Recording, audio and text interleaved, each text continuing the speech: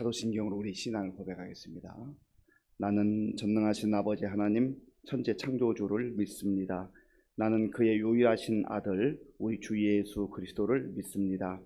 그는 성령으로 잉태되어 동정녀 마리아에게서 나시고 본디오 빌라도에게 고난을 받아 십자가에 못 박혀 죽으시고 장사된 지 사흘 만에 죽은 자 가운데서 다시 살아나셨으며 하늘에 오르시어 전능하신 아버지 하나님 우편에 앉아 계시다가 거기로부터 살아있는 자와 죽은 자를 심판하러 오십니다.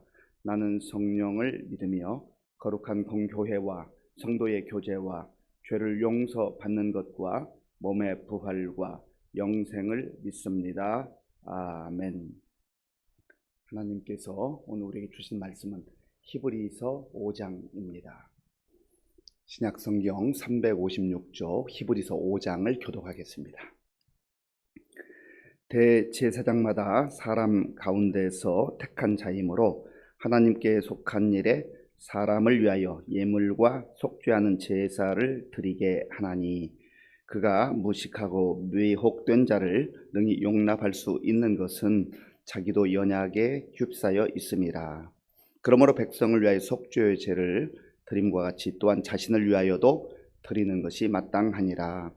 이 존귀는 아무도 스스로 취하지 못하고 오직 아론과 같이 하나님의 부르심을 받은 자라야 할 것이니라.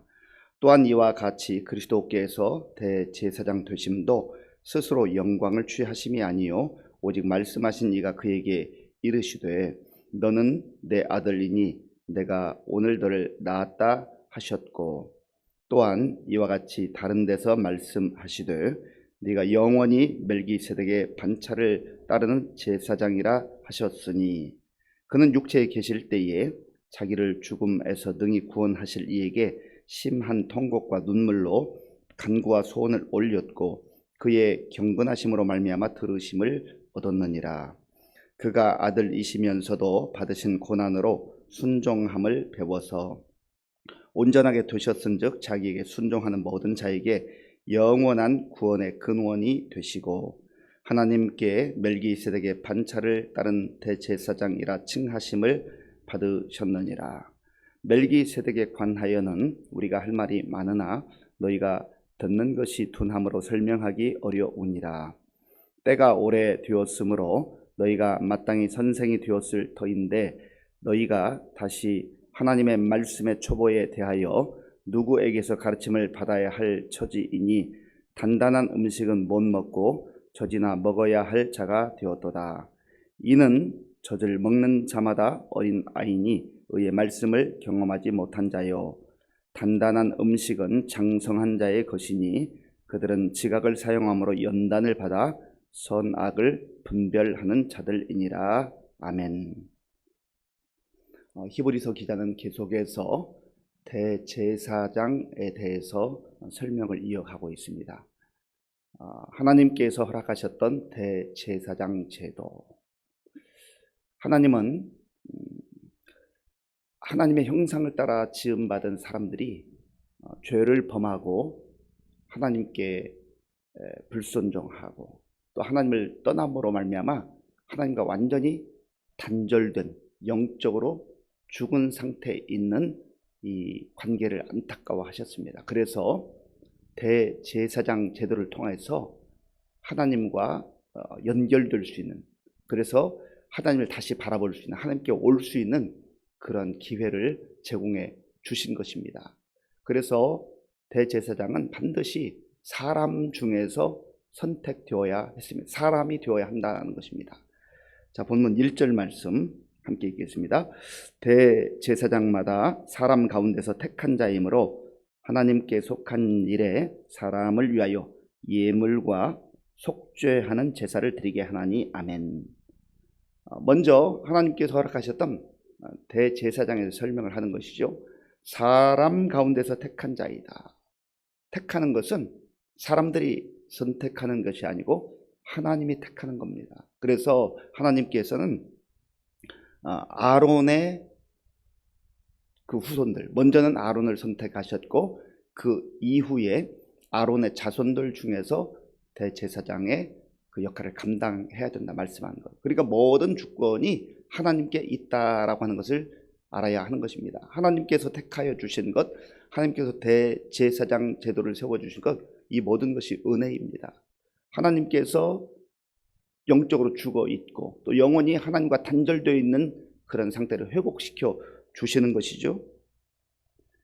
1절 끝부분에 보면 사람을 위하여 예물과 속죄하는 제사를 드리게 한다. 이것이 바로 대제사장의 역할입니다. 사람을 위하여, 어떤 사람이요? 죄인이 된 사람. 죄인이 된 사람이 거룩하신 하나님께 나아갈 수 없으므로 하나님은 대제사장 제도를 통해서 중간 역할을 하게 하시고 하나님께 나올 수 있는 기회를 베풀어 주신 것입니다. 예물과 속죄하는 제사를 드리는 것이 대제사장의 중요한 역할이었다라고 하는 겁니다. 그래서 이 대제사장들은 하나님 앞에 귀한 직분을 맡아서 감당하는데 이들이 겸손한 자세로 다른 사람을 긍휼히 여기는 마음을 가지고 있어야 한다라고 하는 것을 말씀합니다. 2절에 그 내용이 있는데 2절을 제가 읽겠습니다. 그가 무식하고 미혹된 자를 능히 용납할 수 있는 것은 자기도 연약에 휩싸여 있음이라. 아멘. 하나님께서 비록 아론과 그의 후손들을 통하여서 하나님 앞에 나올 수 있는 은혜, 대제사장의 직분을 주셨지만 그 자신이 연약한 존재라는 거죠. 그 사람도 죄인이에요. 그런데 하나님께서 기회를 주신 것이죠. 은혜를 베풀어 주신 것이죠. 그러니까 지금 대제사장 앞에 와서 자기 자신의 허물과 죄를 하나님께 고하는 그 사람들, 여기서 표현한 것은 무식하고 미혹된 자라고 표현합니다. 무식하고 미혹된 자, 영적으로 무지하고 하나님을 제대로 알지 못하고 어떻게 사는 것이 제대로 사는 것도 잘 알지 못하는 그러한 연약한 자들이 대제사장 앞에 올 때 그들을 무시하거나 함부로 해서는 안 된다는 거죠. 왜요? 이 대제사장 자기 자신도 하나님의 그런 은혜를 입었고 자기도 연약한 존재이기 때문에 다른 사람을 품어야 한다는 거예요. 오늘 우리는 베드로 사도에 의하면 예수 안에서 왕같은 제사장이 된 자들입니다. 먼저 말씀드린 대로 이 대제사장이 자격이 있고 허물이 없고 대단해서 하나님께서 선택하신 것이 아니라 하나님의 특별한 은혜로 선택해 주셨던 것처럼 오늘 저와 여러분들 예수님 안에서 왕같은 제사장으로 불러주셨단 말이죠. 이게 은혜예요, 은혜.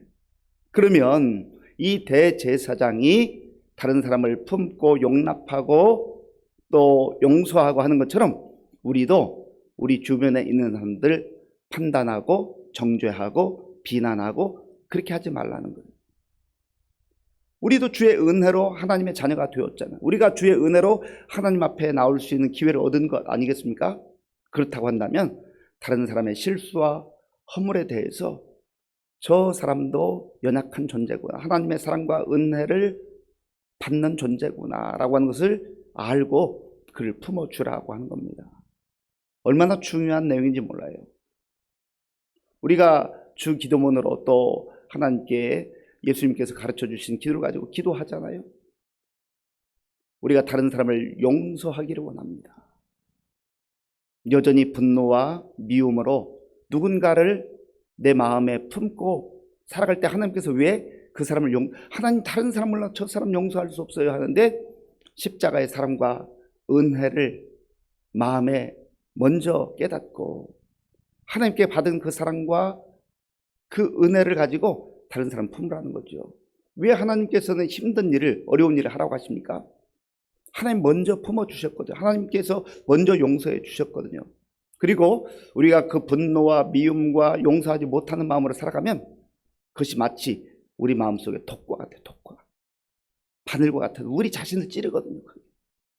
분노의 싹이 이제 트게 되고 또 그것이 점점점 커갈수록 우리를 힘들게 하고 우리를 고통스럽게 하기 때문에 십자가의 은혜를 의지하여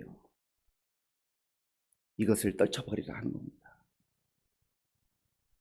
3절 4절을 제가 읽겠습니다. 3절 4절. 그러므로 백성을 위하여 속죄제를 드림과 같이 또한 자신을 위하여도 드리는 것이 마땅하니라. 이 존귀는 아무도 스스로 취하지 못하고 오직 아론과 같이 하나님의 부르심을 받은 자라야 할 것이니라. 아멘. 이 육신의 대제사장은 아론과 그의 후손들은 백성들을 위해서도 속죄제를 드리지만 자기 자신들도 죄인이기 때문에 하나님께 속죄제를 역시 드려야 한다라고 하는 것이죠. 그리고 중요한 것은 다시 한번 강조하는데 4절에서 이 존귀한 직분은 스스로 취하는 게 아니라, 내가 이거 하고 싶어서 야 저거 좋아 보인다 해서 할 수 있는 게 아니라는 거죠. 하나님께서 전적으로 허락하시는 은혜라고 하는 겁니다. 하나님의 부르심을 받은 자라야 할지니라. 얼마나 놀라운 은혜요 사랑인지 알 수가 없습니다. 바로 이와 같이 아론과 그의 후손들 대제사장의 귀한 직분을 여기까지 설명하고, 근본적으로 이 히브리서 기자가 말하고 싶은 것은 지금 이게 아니에요.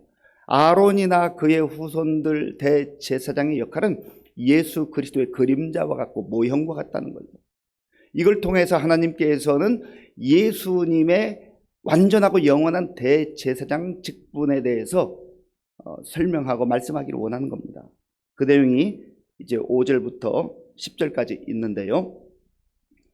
5절 6절을 우리 함께 읽겠습니다. 또한 이와 같이 그리스도께서 대제사장 되심도 스스로 영광을 취하심이 아니요 오직 말씀하신 이가 그에게 이르시되 너는 내 아들이니 내가 오늘 너를 낳았다 하셨고, 또한 이와 같이 다른 데서 말씀하시되 네가 영원히 멜기세덱의 반차를 따르는 제사장이라 하셨으니 아멘. 처음에 5절에 나오는 내용은 시편 2편에 있는 것을 인용한 것이고, 두 번째 네가 영원히 멜기세덱의 반차를 따르는 제사장이라, 이 말씀은 시편 110편에 나오는 그런 말씀을 인용한 겁니다. 예수님, 메시아로 이 땅에 오시는 예수님, 대제사장으로 이 땅에 오시는 예수님을 일컬어서 하나님께서는 너는 내 아들이니 오늘 내가 너를 낳았다.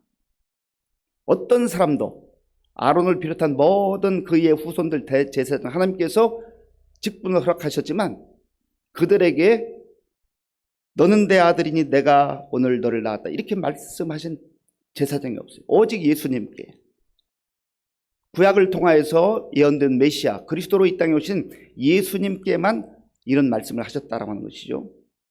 또한 네가 영원히 멜기세덱의 반차를 따르는 제사장이라 하셨어요. 이 멜기세덱은 오늘 본문에 나오는 5장 그리고 6장 7장에서 계속 등장합니다. 여기 히브리서에서 등장하고 시편 110편에서 한 번 언급되고 창세기 14장에서 언급됩니다. 이 멜기세덱은 정확한 그 내용을, 우리가 자세한 내용을 알기가 어렵습니다. 왜냐하면 창세기와 시편 110편과 또 여기 히브리서에서만 언급하기 때문에 그렇습니다. 우리가 창세기에서 만나는 이 멜기세덱은 아브라함의 조카 롯이 이제 그 연합 그 왕들 그 군사에 의해서 끌려갔을 때에 아브라함이 자기 사병들을 데리고 가서 그들을 구출해 옵니다. 그때 멜기세덱이 나와서 떡과 포도주를 준비해서 주고 또 그를 축복하는 내용이 나오죠. 그리고 멜기세덱은 이 아브라함을 정말 승리한 것을 환대해주고 그렇게 합니다. 그런데 거기에서 나오는 표현이 그는 지극히 높으신 하나님의 제사장이었다. 멜기세덱을 그는 지극히 높으신 하나님의 제사장이었다라고 말합니다. 예수 그리스도께서 이 땅에 언젠가 이제 대제사장으로 오실 것을 그 멜기세덱을 통해서 보여주셨던 것입니다. 그리고 이 예수님께서 대제사장으로 오셔서 하신 일이 무엇인가? 오늘 본문에서 나오는 중요한 내용인데요. 7절부터 9절까지 제가 읽겠습니다. 그는 육체에 계실 때에 자기를 죽음에서 능히 구원하실 이에게 심한 통곡과 눈물로 간구와 소원을 올렸고 그의 경건하심으로 말미암아 들으심을 얻었느니라. 그가 아들이시면서도 받으신 고난으로 순종함을 배워서 온전하게 되셨은즉 자기에게 순종하는 모든 자에게 영원한 구원의 근원이 되시고 아멘. 예수님은 육체에 계실 때에 자기를 죽음에서 능히 구원하실 이에게, 부활의 영광으로 다시금 세워주실 하나님 아버지께 심한 통곡과 눈물로 간구했다라는 거예요. 누구를 위해서 간구한 거예요? 누구를 위해서 눈물을 흘린 거예요?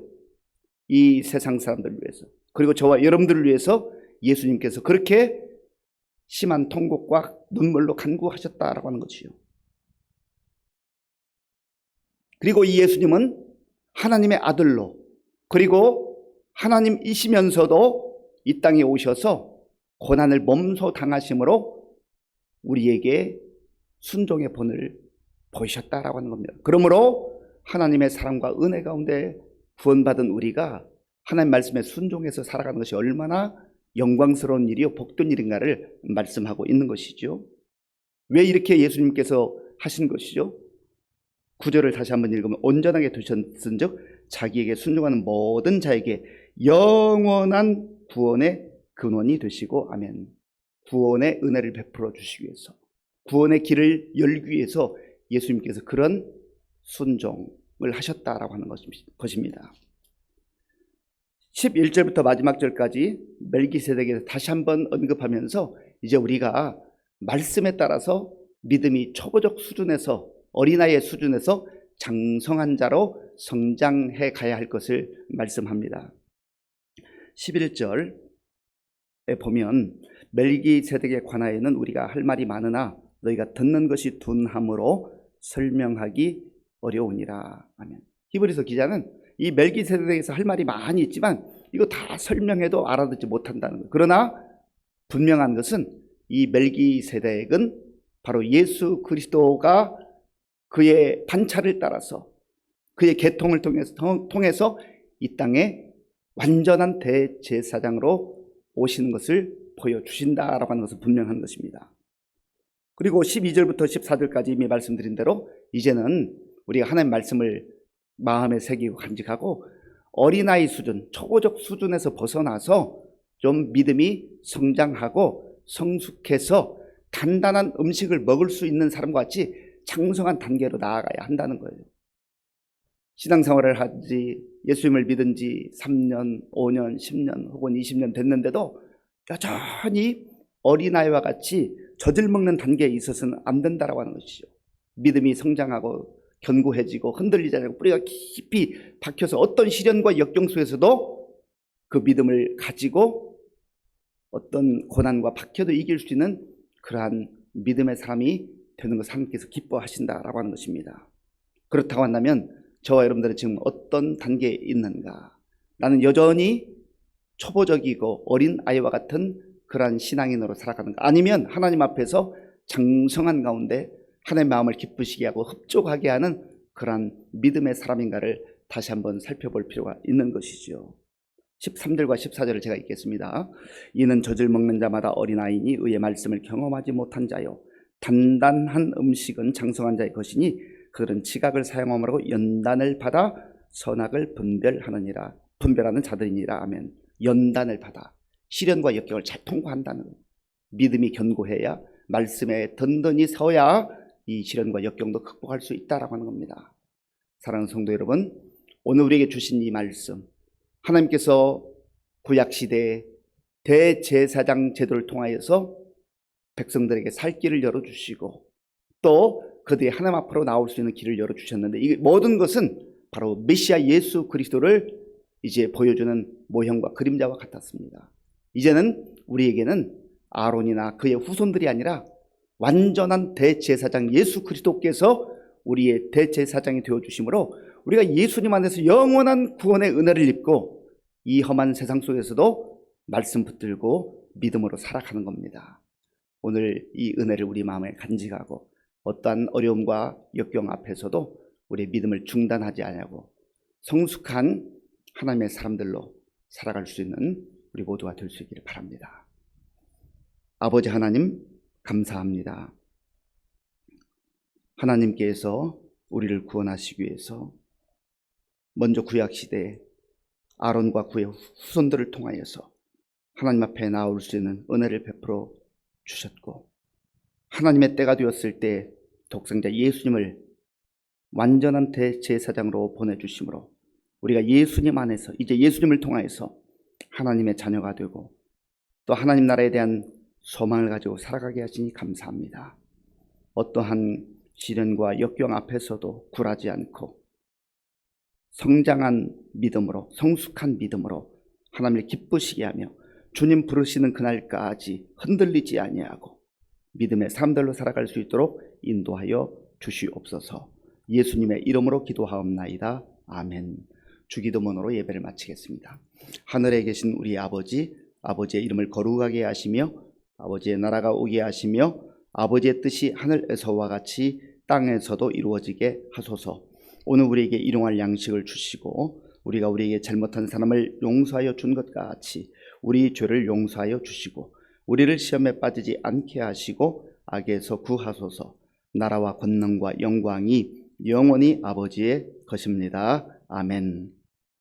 오늘 우리에게 주신 말씀을 생각하면서 기도할 때 완전한 대제사장으로 이 땅에 오신 예수님, 또 우리 마음의 구주로 믿고 사는 예수 그리스도를 바라보면서 구원의 은혜를 누리며 살게 하시고, 또 우리가 그런 은혜 받은 자이니 우리도 내 옆에 있는 사람들 용서하고 품고 그렇게 살아가는 은혜를 달라고 기도하시고요.